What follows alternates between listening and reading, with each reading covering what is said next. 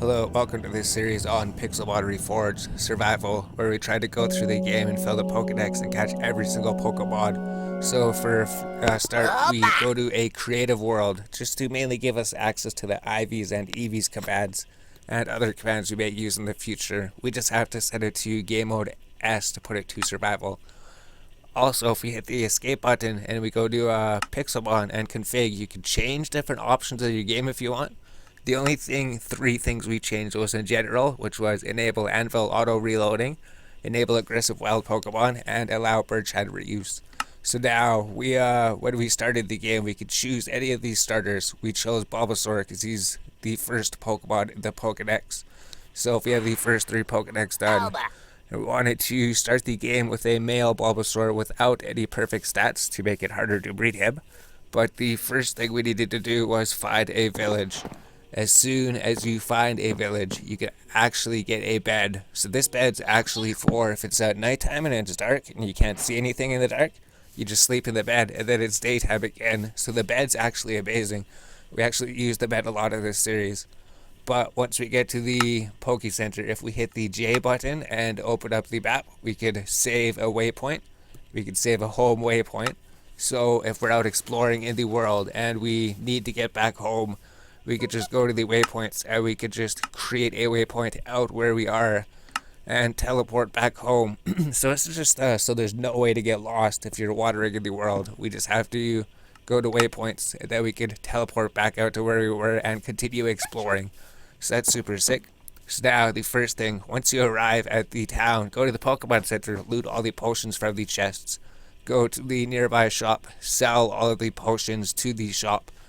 This will allow you to buy Pokeballs. So generally, you should be able to buy around like 30 to 60 Pokeballs. So we got 30 Pokeballs to go and start catching Pokemon if we want. So later we could also use the Pokeballs to craft the old rod, which we use to catch Pokemon later.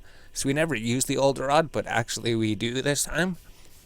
And another thing in the village you could do is go to the nearby farms and get some food for yourselves. We actually need wheat in the future to make cake for breeding. And I found some nearby sugar canes nearby the village. So if we plant some sugar canes, that's actually another, that will make sugar, which is another part of cakes, which is pretty much what we use for breeding normal Pokemon. So we got that. Now we should go chop some trees. So we found a tree and we chopped some cobblestone. This would allow us to make our stone tools. Super sick. And then we had to go and get some coal. This would allow us to make torches so we would be able to see in the dark. And we made the furnace as well. This would be the first part of crafting the mechanical anvil, which would help us make Pokeballs later. So now we went and chopped some more trees.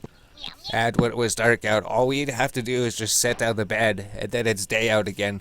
So that's super sick. Before we were walking around so much in the dark trying to stumble around laying torches, but the bed saves everything. So we went walking around. We found a random Pokemon Center in the wilderness. We looted all of the potions, and then we sold all of the potions to the store. And then we bought another 34 Pokeballs. So this means now we had 64 Pokeballs, a full stack. So now, inside our first Pokemon Center we found, we could set up our base. So we set down a crafting table at our furnace, and we set down some chests, and we created a whole bunch of torches. And we went to the nearby lake to go and battle some water Pokemon. So Bulbasaur is a grass-type Pokemon. He would be super effective against them. The fish could also give us some food. And the main thing is we were looking for boss Pokemon. Maybe the uncommon boss Pokemon would maybe be 5 levels above your Pokemon. And they could drop any item from this list. The main items that we're looking for would be the power items and the EXP all, the lucky egg, and maybe the master ball. This would be for breeding later. But when you defeat him, we got the safety goggles. So these safety goggles would actually be used in the ultra space when we go there later. But for now, we could equip it onto a Pokemon, and it would give him special benefits. So it would prevent those effects that we just showed on the screen from happening to him. And a rare candy is an item that can level up a Pokemon by 1. But actually something we found reading this, if you actually carry the rare candy around, it doesn't work on a wild Pokemon. Wild Pokemon seem to run from you. But if you send out your Pokemon and you have a rare candy, your Pokemon will actually follow you. So that's something we learned about the rare candy.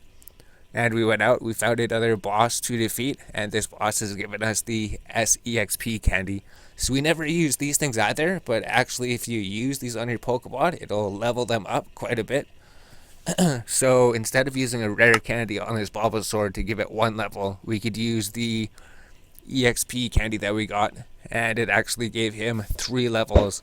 So we sent out the Bulbasaur, we used the EXP candy on him, and he goes from level 10 all the way to level 13. So those EXP candies, you could use them to level up a low-level Pokemon if you want. This would allow him to learn the Razor Leaf ability, which was better than the Vine Whip. So we replaced it. Alright, yeah, then we also found some strings, right? Strings would be used to craft the old rod. So we never ever crafted the old rod before, but now that we crafted it, it's super sick. You would just craft it normally, you go to the crafting window, and you should be able to find the fishing rod. So this is the normal Minecraft fishing rod that you would normally craft.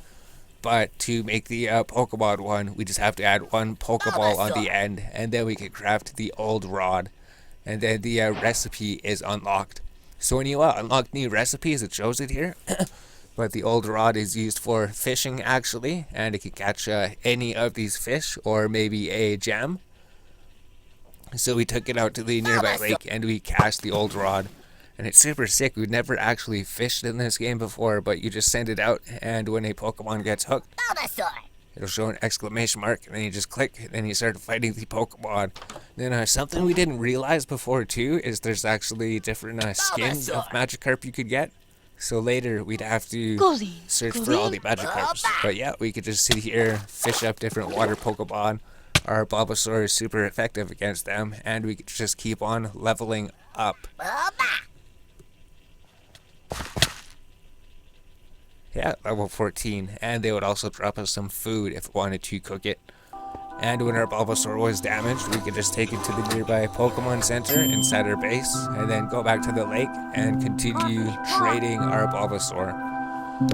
Perfect, so we got the fresh water as a drop. So this could later be used to actually create vending machines. So we could create vending machines with that later. And also we want to search around the world for Poke Chests. So the mail items, they're pretty much just for multiplayer servers, I guess. They don't do too much on a single player map. So we could sell them to the store, but you could open it up and then write a message here. And then you could essentially sign it to tell who it came from, right? So if you wanted to write a message to another player on a server, you could write it here and then give it to them. Super sick. And then the Miltank. So we would actually have to catch a Miltank later for breeding Pokemon. We killed this one, but Leech Seed is actually a super sick ability. We replaced Growl with it. And Miltank would also drop us leather for crafting later if we wanted to craft frames or books. But the main thing is milking. We could actually use a bucket on a Miltank and collect milk, which we would use later to craft cakes for breeding normal Pokemon, which would be the best block for them. Next, we needed to get all 7 of the apricorns. So we would just run around any forested areas, and we should be able to find them. There's 7 different colors. Once we have all of these, this would be the first step towards making our own Pokeballs. Once we have all of them, we would have to take them to a furnace to make our cooked apricorns. And then we would craft the cooked apricorns into Pokeball discs, which would eventually turn into Pokeballs. Super sick. So now that we had all 7 of the apricorns, we found right beside our Pokemon Center and main base, we could plant all the different 7 colors of them. And then we could use the bed, right? If it's getting dark out, just use the bed and then it's day out. Because then we spent the rest of the day fishing. We didn't really fish for too long, but we actually caught our first Pokemon here. Because we figured we have the old rod. We were fishing Pokemon. We could fish up water Pokemon. so might as well start adding some to the team. So we threw the Pokeball, and then we caught our first Pokemon. We caught the Poliwag. Super sick. And then we continued to fish for a bit.